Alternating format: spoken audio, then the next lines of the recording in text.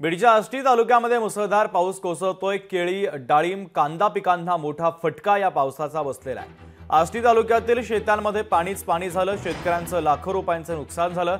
हातातोंडाशी आलेला घास निसर्गानं हिरावून घेतलेला आहे। आणि या परिस्थितीचा आढावा घेतला आमचे प्रतिनिधी हरिदास तावरे यांनी। पाहूयात। बीडच्या आष्टी तालुक्यात पावसानं कहरच केला आहे। एक नव्हे दोन नव्हे तर 3894 हेक्टर क्षेत्रावर शेतकऱ्यांचं नुकसान झाल्याचं या ठिकाणी पाहायला मिळते।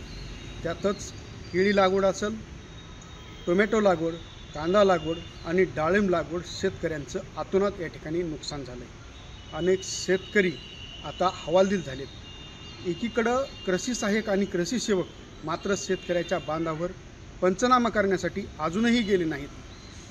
याकडे सरकार लक्ष देईल का? त्याचबरोबर या नुकसानीचे लवकरात लवकर पंचनामे करून शेतकऱ्यांना नुकसान भरपाई मिळेल का, हेच पाहणं महत्त्वाचं ठरणार आहे। हरिदास तावरे, लोकशाही मराठी, बीड। अजून सगळं हे कागदपत्र एजंट मार्फत चालतंय। कृषी खातं आमच्या भागात सगळं कुणी फिरकत नाही, त्याचं कृषी खात्याचं कुलूप सुद्धा उघडत नाही।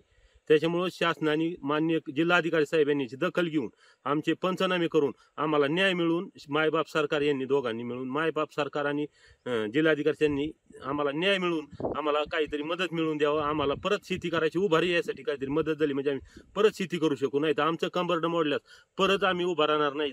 माझा 2 एकर केळीचा बाग आहे, त्याला साधारण 2.5 लाखापर्यंत आता खर्च झाला आहे। आणि 4-5 दिवसापासून सलग पाऊस असल्यामुळं सगळ्या त्याची मुळी सडायला लागली आणि बाग आता पूर्ण करपाचा प्रादुर्भाव वाढायला लागला आहे। एक तर सरकारने कर्जमाफी भेटली नाही, त्याच्यामुळं आता नवीन बँका परत लोन देत नाहीत।